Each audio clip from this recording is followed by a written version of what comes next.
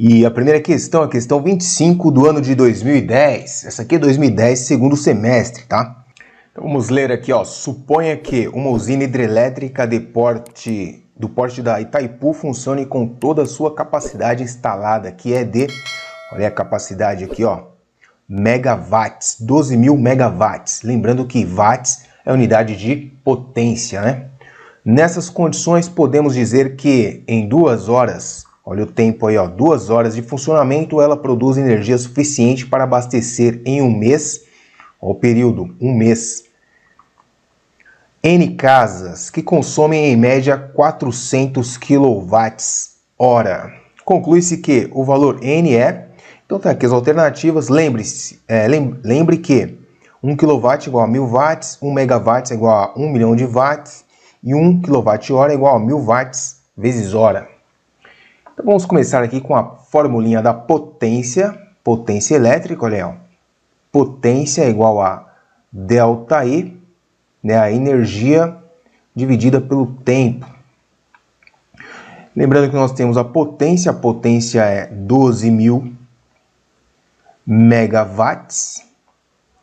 Lembrando que o prefixo M é 10 elevado à sexta, então nós podemos escrever potência como sendo aqui em watts, simplesmente 12.000 vezes 10 a sexta watts, ok? Depois a gente vai transformar isso aqui em quilowatts, tá?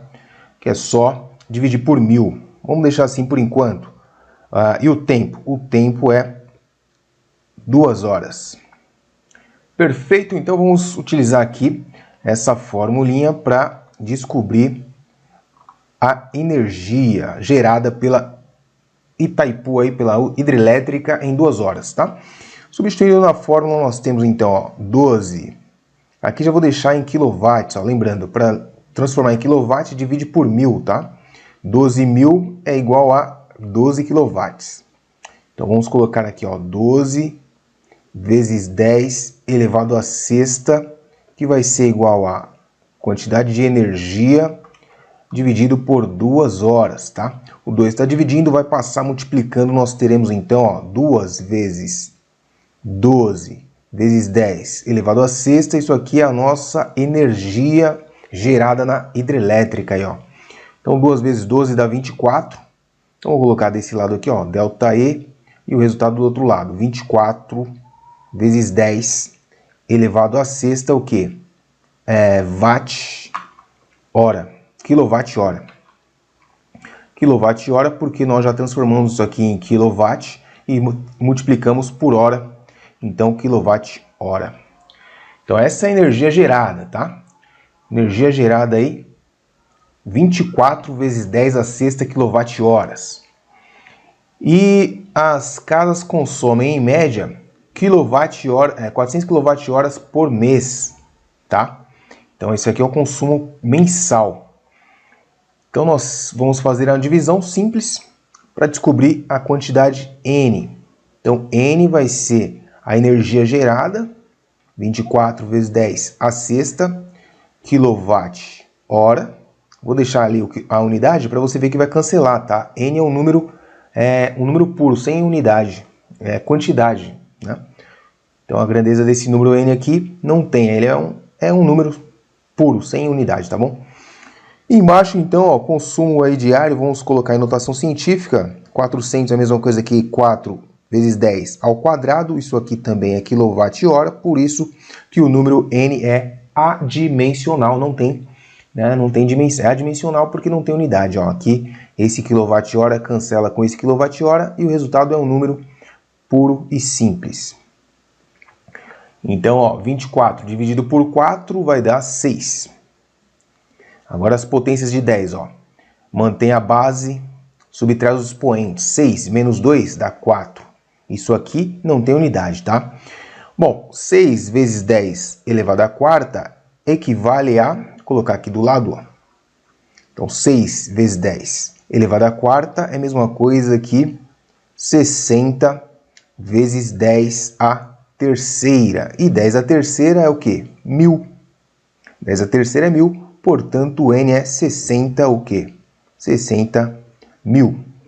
Então 60 mil residências aí, a gente vai se abastecer aí essa hidrelétrica. Então essa foi a primeira, hein?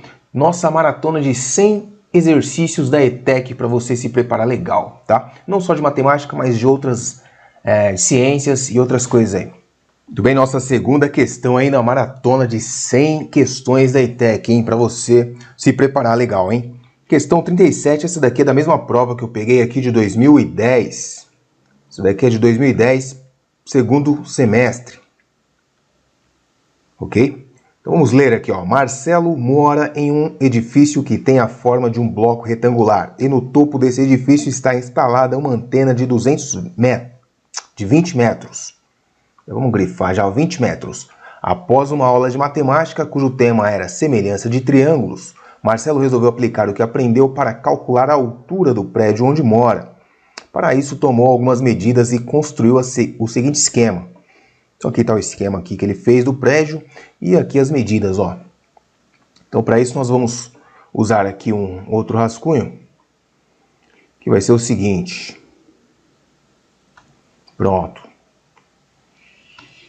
Então, ó, o segmento AC é perpendicular aos segmentos BF e CE. Então, ó, CE é essa base e o BF está aqui. Então o AC ele é perpendicular, quer dizer o que, ó, forma 90 graus.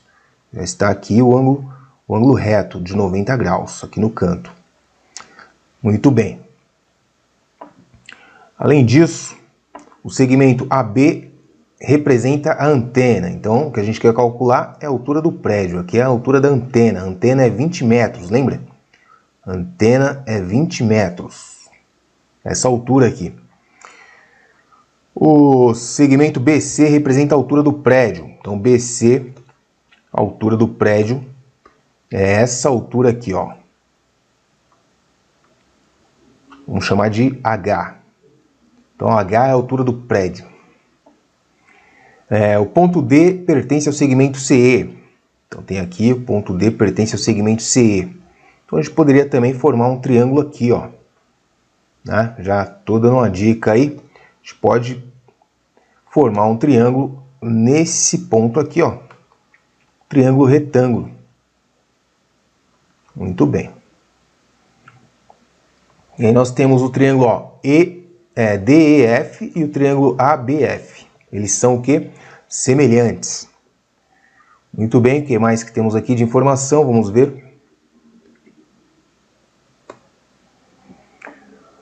O ponto F pertence a AE. Legal. Ponto B pertence ao segmento AC. Os segmentos BC e FD são congruentes. BC e FD. Está falando que tem o mesmo tamanho. A gente já viu pelo desenho. A medida BF é 12. Opa, informação importante. Ó, a medida BF é 12. Essa base do triângulo pequeno aqui, ó. 12. 12 metros.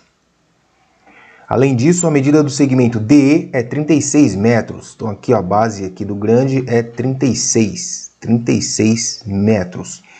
E aí fechou, né? Já podemos aí montar a proporção aqui, ó. Triângulos são semelhantes. E como fica a proporção, então? A altura do pequeno, ou seja, AB, segmento AB está para o segmento FD ou BC, né, que são iguais, tem o mesmo tamanho. Vou colocar FD. Então, AB está para FD, assim como a base do pequeno, ou seja, o BF, está para o DE. E aí, acabou o problema, né? Só substituir pelas medidas. AB, 20 metros. FD é o que a gente quer, a altura, H, chamei de H. E BF é a base do pequeno, 12. O DE é 36. Simplificando aqui essa fração, ó, podemos dividir em cima e embaixo por 12. Em cima vai dar uma vez e embaixo vai dar 3 vezes. E aí você tem aqui, ó, multiplica em cruz, multiplica cruzado, né? Ou simplesmente isola o H, né? Você isola o H, ó. Então o H vai para lá, H vezes 1 vai dar H. 3 vezes 20, 60.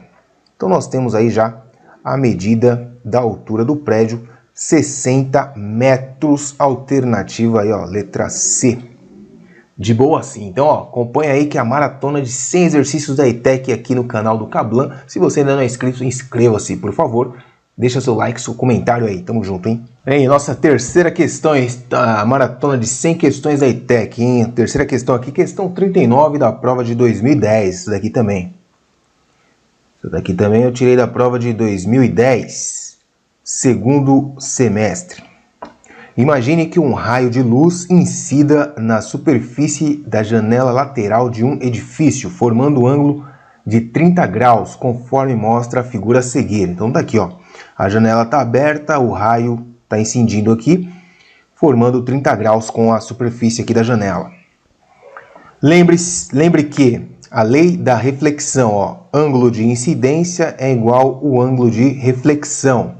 Então tá aqui, ó, raio incidente, raio refletido. Então aqui é 90 graus, ó. Essa linha aqui, linha normal perpendicular, tá? 90 graus com a superfície. Então aqui 90 graus com a superfície. Aqui tem a legenda, ângulo de incidente, tá aqui, ó, ângulo incidente, esse ângulo aqui. Ângulo reflexão, tá aqui. Raio de reflexão, raio de incidência, reta normal, a superfície refletora. Essa reta normal, então, como eu disse, forma 90 graus. Considerando o vidro da janela como uma superfície plana e lisa, o valor do ângulo de reflexão é... Eu coloquei aqui o esquema aqui. A gente vai, então, medir o ângulo de reflexão. Então, vamos desenhar aqui a superfície da janela. Então, mais ou menos assim, ó. Você coloca aqui, igual tá ali no outro desenho, né? Então aqui, ó, a superfície da janela, nós temos aí os raios de incidência, o raio de incidência. Vamos colocar aqui o raio de incidência, tá aqui incidindo aqui na superfície, né? Formando aí 30 graus. Então aqui, ó, 30 graus é esse ângulo aqui, ó, tá? E aí nós temos a reta normal, né, a reta normal aqui da superfície, que é mais ou menos aqui, ok? E nós temos o raio de reflexão. O raio de reflexão, ele vai sair aqui da superfície, formando um ângulo também com a superfície, tá? Então vamos lá, qual o raio de incidência aqui, ó? Se aqui tem 30 graus, lembrando que a reta normal, ela forma 90 graus com a superfície de reflexão, a superfície refletora. Então aqui para 90 graus faltam quantos graus, ó? 60 graus. Então esse daqui é o ângulo de incidência. E o ângulo de reflexão? Lembra da lei, ó? O ângulo de incidência é igual ao ângulo de reflexão. Se aqui está incidindo com 60 graus, logo o ângulo de reflexão será o mesmo, né? 60 graus também. Essa é a resposta alternativa, letra E. O ângulo de reflexão é igual a 60 graus. Muito bem, a questão bacana de óptica, mas aqui o fundamento é matemático. Vamos para as próximas questões aí, lembrando que é uma maratona de 100 exercícios da ETEC para você, hein? Muito bem, questão 5 aí. A questão 5 foi tirada também da prova de 2010 do segundo semestre. Questão 41, olha aí, ó. Ter condições de acessibilidade a espaços e equipamentos urbanos é um direito de todo cidadão. A construção de rampas nas entradas de edifícios que apresentam escadas garante acessibilidade principalmente às pessoas com deficiência física ou com mobilidade reduzida. Pensando nisso, na entrada da ETEC, onde há uma escada de 2 degraus iguais, cada um com 15 centímetros de altura. Vamos dar uma grifada aqui, 15 centímetros de altura. Pretende-se construir uma rampa para garantir a acessibilidade do prédio a todos. Essa rampa formará com o solo um ângulo de 3 graus conforme a figura. Então tá aqui a figura da rampa, ó. 2 degraus, cada degrau com 15, ou seja, a altura total aqui então é 30, não é isso? 15 mais 15, 30 centímetros. Lembre que aqui, ó, tá em metros, hein? Sendo assim, conclui-se que o comprimento da rampa será em metros. Então, nós temos que trabalhar com metros aqui, hein? Então, 30 centímetros equivalem a quantos metros? 0,3 metros. 0,3. Né? Só dividir 30 por 100 centímetros para transformar em metro, você divide por 100. Então, isso aqui é 0,3 metros. Então, nós temos aqui seno de 3 graus e o cosseno de 3 graus. Vamos utilizar o quem? O seno ou o cosseno? Perceba, nós conhecemos o ângulo e o cateto oposto ao ângulo. Então, qual razão trigonométrica relaciona o ângulo com o seu cateto oposto? Aliás, cateto oposto, né, nós queremos calcular o comprimento da rampa, então precisamos da hipotenusa. Razão trigonométrica que relaciona cateto oposto com hipotenusa é o seno. Então, nós vamos utilizar o seno de 3 graus. Vai ser igual ao comprimento da rampa, vamos chamar aqui de... Aliás, é o cateto oposto dividido pela hipotenusa, tá? Então, nós vamos colocar aqui, ó, cateto oposto, que é 0,3, dividido pela hipotenusa, que é o comprimento da rampa. Vamos chamar de x, esse comprimento aqui. Seno de 3 graus está aqui, ó, 0,05. Então, vamos substituir então na fórmula. Seno de 3 graus, 0,05, que é igual a 0,3 dividido por x, que é o comprimento. O x está dividindo, passa multiplicando. Então, nós teremos aqui, ó, 0,05x é igual a 0,3. 0,05 está multiplicando, vai passar dividindo 0,3. Então, nós teremos o seguinte, que o x vai ser igual a 0,3 dividido por 0,05. Isso aí costuma dar quanto? Olha lá. Se nós multiplicarmos em cima e embaixo por 100, para nos livrarmos aqui da vírgula, nós teremos em cima, então, 30 e embaixo 5. Concorda? 0,05 vezes 100 vai dar essa fração equivalente aqui, ó. Então, 30 dividido por 5 equivale a 6. 6 o quê? Metros. Alternativa aí, letra A. 6 metros. É isso aí, continue aí. Então, a maratona de 100 exercícios da ETEC para você se preparar. Muito bem, mais uma questão, questão 10 aqui da mesma prova. Essa prova aqui de 2010. Segundo semestre.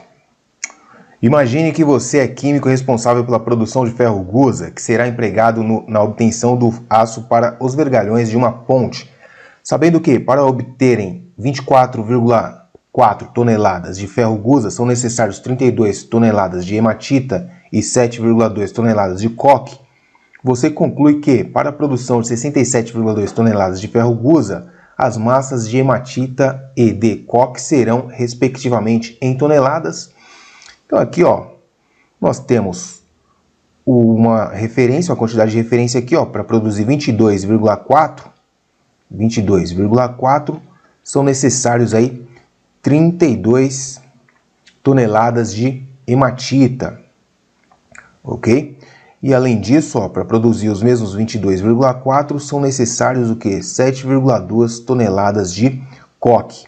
Então vamos fazer aqui em duas etapas, hematita e coque separadamente. Então, para produzir 67,2 toneladas, nós vamos gastar aí uma quantidade de hematita H.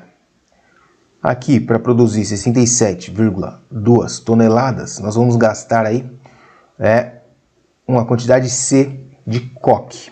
Então já deu para perceber pelo esquema aqui da montagem que é uma proporção, ou conhecida aí como regra de 3 simples. Vamos passar aqui, ó, vamos multiplicar cruzado, não é isso? Então 22,4 vezes H vai ser igual a 67,2 vezes 32. O 22,4 está multiplicando, vai passar dividindo, nós temos que o H é igual a 67,2 vezes 32 dividido por 22,4. Deixei assim nesse formato, ó, porque eu acho que 67,2 é múltiplo de 22,4, tá? Por isso que eu sempre deixo assim a conta, antes de sair resolvendo, eu monto aqui, que é a minha estratégia para simplificar, tá? E vamos ver se a minha suspeita é realmente verdadeira, ó. Eu acho que aqui é 3 vezes 22,4, vamos ver? 3 vezes 22,4, 3 vezes 4, 12 vai 1, 2 vezes 3, 6, com mais 1, 7, 2 vezes 3, 6. Olha aí, uma casa vírgula, 67,2, exatamente. Então, é múltiplo, dá para dividir aqui, vai dar 3 vezes, tá? Portanto, vamos colocar aqui esse valor aqui, vamos substituir por 3, tá? 67,2 dividido por 22,4 é 3. E 3 vezes 32 dá para fazer até de cabeça, né? Ó. Então, a quantidade de hematita vai ser 3 vezes 32. 3 vezes 2, 6. 3 vezes 3, 9. 96 o quê? Toneladas. Tranquilo? Vamos ver aqui, ó. Tem mais de uma resposta com 96, então vamos ter que calcular a segunda parte. Então, 22,4 que multiplica C, que é a quantidade de coque, vai ser igual a 67,2 que multiplica 7,2. Ok? Da mesma forma, vamos deixar o ser aqui e o 22,4 vai passar o quê? Dividindo essa conta aqui, ó. Então, nós temos aqui 22,4 na divisão. Logo, o C vai ser igual, ó, lembra? É a mesma conta, então essa razão aqui é 3. 3 vezes 7,2, tá? O resultado da conta aqui, ó, 3 vezes 7,2. Isso aí, então, vai dar 3 vezes 2, 6. 3 vezes 7, 21. 21,6, alternativa D. Então, essa foi mais uma questão aqui, maratona sem exercícios da ETEC, para você treinar. Se você ainda não é inscrito, se inscreva-se. Se você gostou, tá gostando, deixa seu like. E se tiver dúvida ou sugestão de exercícios de ETEC, Senai, comenta aí, deixa nos comentários. Tamo junto, é nóis. Questão 11 aqui, essa daqui é de 2011, essa questão em 2011, primeiro semestre. Na Copa do Mundo de 2010, a FIFA determinou que nenhum atleta poderia participar sem ter feito uma minuciosa avaliação cardiológica prévia. Um dos testes a ser realizado no exame ergométrico era o eletrocardiograma. Nele é feito o registro da variação dos potenciais elétricos gerados pela atividade do coração. Considere a figura que representa parte do eletrocardiograma de um determinado atleta. Muito bem, sabendo que o pico máximo representa a fase final da diástole, conclui-se que a frequência cardíaca desse atleta é em batimentos por minuto. Então nós temos aqui, ó, cada pico aqui é um batimento. Então, em 1,5 segundos, tivemos aí 3 batimentos, tá? Então, se você for montar uma regra de 3, você terá lá, ó, batimentos, foram 3 batimentos, e o tempo, 1,5. Então, em 60 segundos, que é 1 minuto, nós teremos quantos batimentos? X, tá? Essa é uma forma de montar a conta. A outra é a seguinte, ó, nós temos 3 batimentos por 1,5 segundos. Isso aqui equivale a... divide em cima e embaixo por 3, nós teremos aqui um batimento a cada meio segundo. Tranquilo? Então, quer dizer, em 60 segundos, nós teremos quantos batimentos? Aqui, para chegar em 60, ó, nós temos que multiplicar por 120. Então, em cima também por 120. E aí, a resposta, 120 batimentos por minuto, tá? Que da mesma forma, dá para sair daqui também, ó.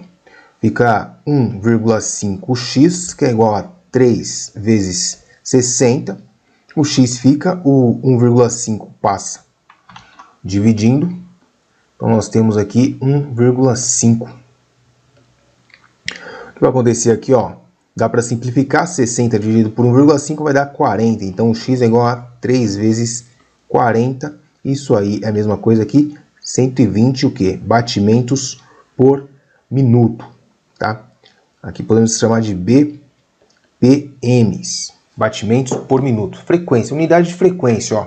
BPM, batidas por minuto. Bem, a questão aqui de 2009.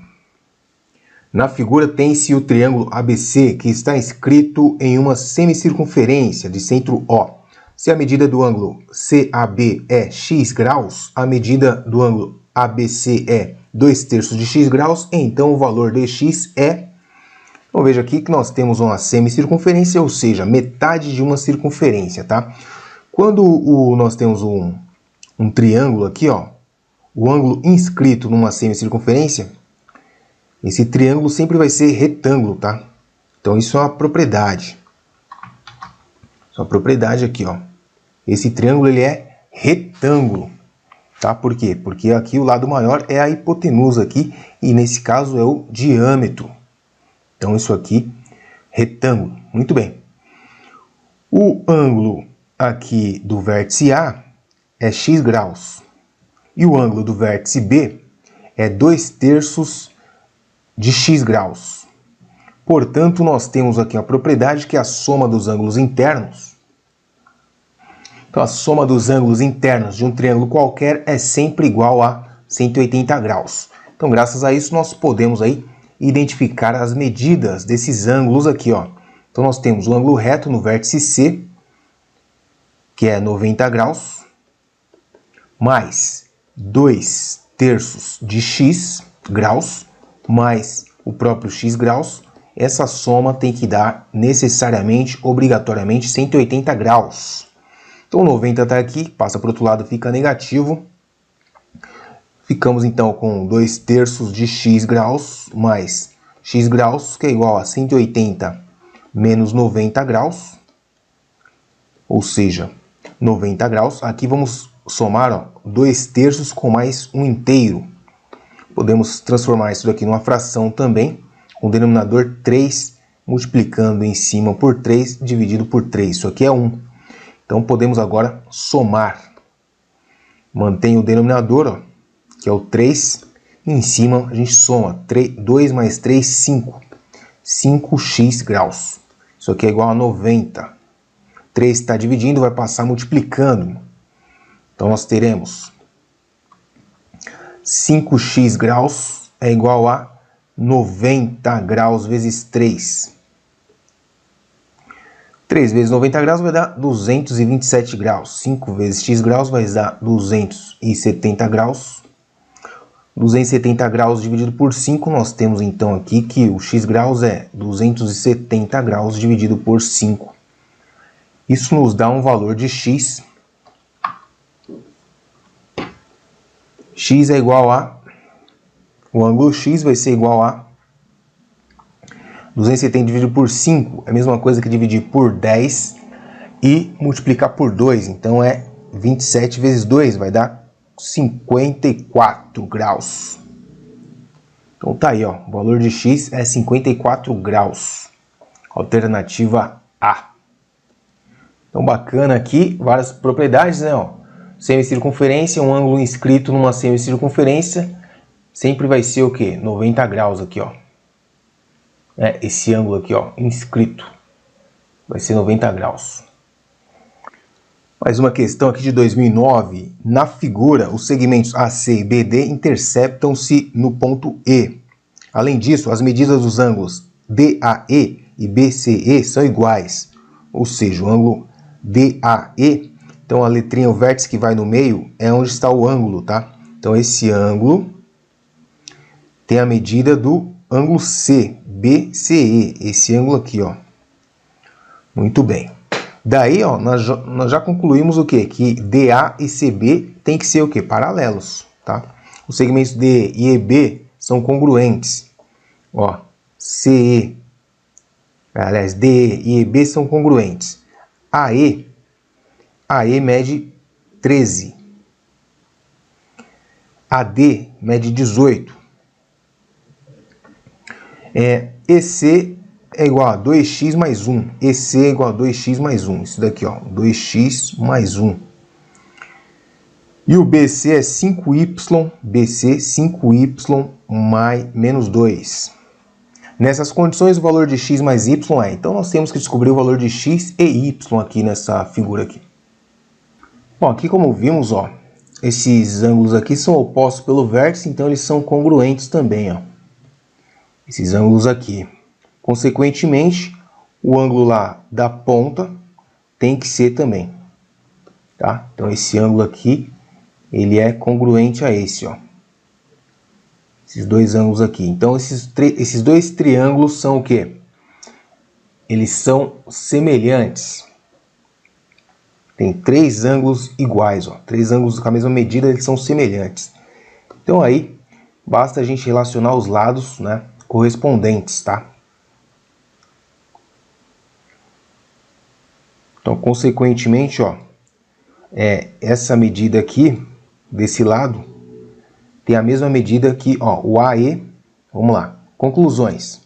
O AE, ele é igual ao EC. Como que eu sei disso? Ó, porque aqui é a base e aqui também, ó, eles são semelhantes.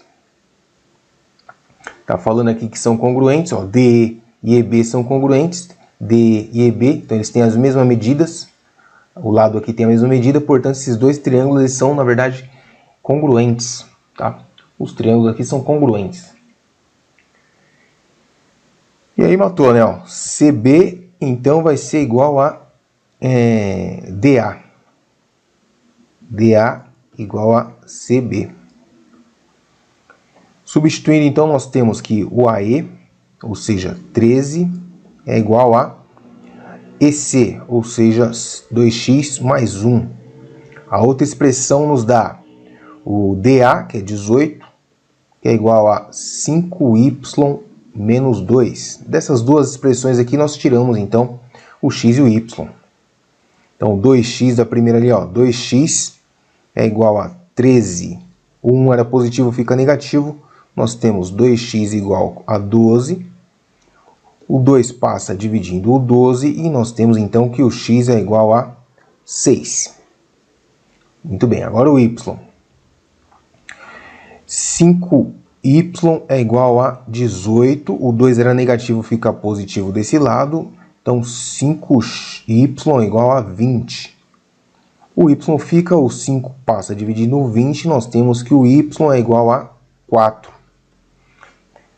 Logo, a soma de x mais y é igual a 6 mais 4. Isso aí é 10. Alternativa B. Olha a questão, então. Em um campeonato de futsal, se um time vence, marca 3 pontos. Então, venceu, marca 3 pontos. Se empata, marca 1 ponto. E se perde, não marca nenhum ponto. Admita que nesse campeonato o time A tenha jogado aí, ó, participado de 16 jogos e perdido apenas 2, perdeu 2 jogos. Se o time A nesses jogos obteve 24 pontos, o total de pontos aí, então a diferença entre o número de jogos que o time A venceu e o número de jogos que empatou nessa ordem é. Então é o seguinte, ó, vamos lá. Jogos que ele venceu, vamos chamar aqui de V. Jogos que ele empatou, vamos chamar então de E. E jogos que ele perdeu, vamos chamar de P. Então nós temos V, E e P, tá? V venceu, vale 3 pontos. E empatou, vale 2 pontos, vale 1 ponto. E P não vale nada, não vale nenhum ponto. Tudo bem? Então aqui são as quantidades de vitórias, empates e derrotas. Montando então o esquema aqui, ó, nós temos o total de jogos, são 16 jogos, ou seja, o número de jogos que ele venceu, mais o número de jogos que o time A empatou, mais o número de jogos que ele perdeu, dá o total de jogos. Agora o total de pontos, ó, cada vitória são 3 pontos, então 3 vezes o número de vitórias, mais 1 vez o número de empates, mais 0 vezes o número de derrotas, deu então 24. Então isso aqui é o nosso famoso sistema de equações. Nós temos 3 incógnitas aparentemente, porém ó, o número de derrotas foi dado, né? O P aqui vale 2. São dois jogos que ele perdeu. Portanto, aqui ó, nós temos que V mais E mais P é igual a 16, né, o total de jogos. Portanto, V mais E é igual a 16 menos P. que vai ser 14 jogos. Então nós temos aqui, ó, V mais E, número de jogos vencidos mais número de jogos empatados é igual a 16 menos 2, tá? Esses dois aí são que ele perdeu. Então isso aqui vai dar 14 jogos. Então V mais E é igual a 14. Daqui nós podemos tirar o valor de V ou E, um em função do outro. É uma das estratégias, tá? Eu vou fazer de outro jeito depois. Então nós temos aqui o número de vitórias vai ser igual a 14 menos o número de empates. Substituindo aqui na segunda equação, vamos ficar com 3 vezes o número de vitórias, ou seja, 3 vezes 14 menos E, mais E. Isso aqui é igual a 24. Daqui nós temos 3 vezes 14, vai dar 3 vezes 4, 12. Vai 1, 3 vezes 1, 3, 42, menos 3E. Propriedade distributiva, tá? O 3 multiplica tudo que está no parênteses. Mais 1E é igual a 24.